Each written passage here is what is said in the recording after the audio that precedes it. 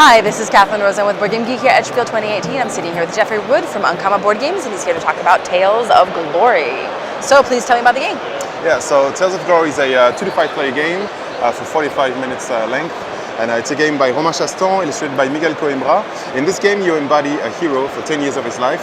So this is a tile drafting, and positioning game. So basically, all the players get one of these decks, and you only have from 1 to 8 cards, depending on how many players you actually have. And these cards will be used to blind draft, so everyone will reveal their choices at the same time. So let's pretend I'm this player and I wanted the second tile. I can get the second tile. You have 1, 2, 3, 4, 5, up to 8. So the 4 closest to us are in our realm, and the other ones are called Savage Lands. So these ones cost a bit more. But basically, on the top left corner of each of these cards, you see there's a price. Mm-hmm. So you have several resources in the game.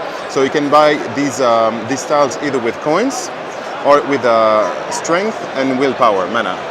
So basically, every player starts with a hero tile, and they have to place it in front of them. All right. So you'd have this one, for instance. And all these heroes have special abilities. They're all different. So basically, once you've bought a tile, you have to place it in your realm. So let's pretend I just bought this one. I would have to try and place it the best way possible, because all these tiles can make connections to each other, which is why it's the positioning is really important as well. Like here, you have half of a key.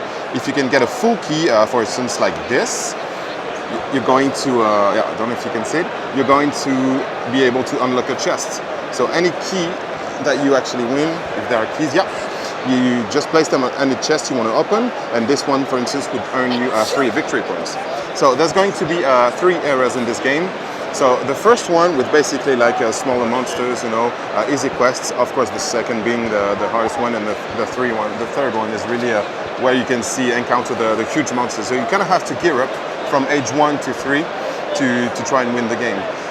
So I was talking about several resources for this game.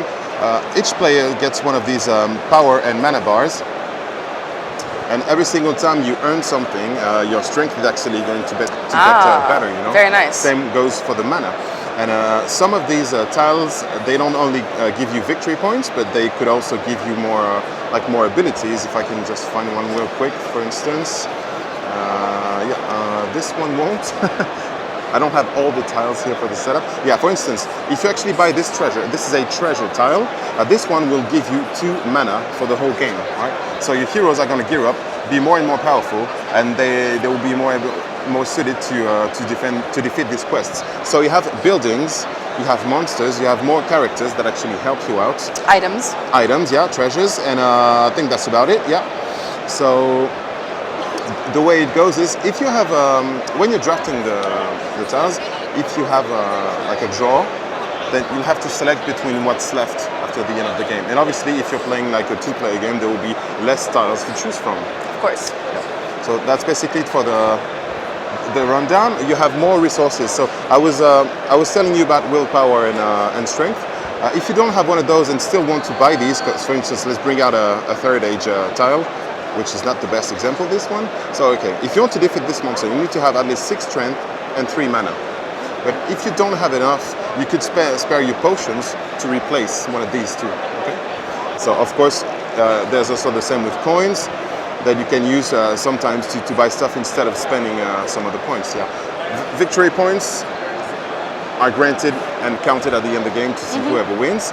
And also whomever has the most coins, the most potions in hand. They'll get some extra victory points at the end of the game. Exactly. You can go not just side to side, but you can place below as well. So basically, you can do anything you want. And I didn't want to go too much into details, but like if you look at this one, if I have another building here, as you can see, there's a small icon here, the building icon. So if there's another building connected to this one, you're going to earn 2 victory points for this one. And then in that case, that would be a perfect combo. So there's all these combinations going on and everything. So as long as there's an arrow, you can build in different directions. Exactly. I saw that there was one here that had a blocking. Sometimes there's no combos. Yeah, and sometimes you can't build at all. It's just, especially for the biggest monsters, they're really tougher to place in your realms. And every player will have really different shapes, at the end of the game, especially with the more characters that you can unlock and so on.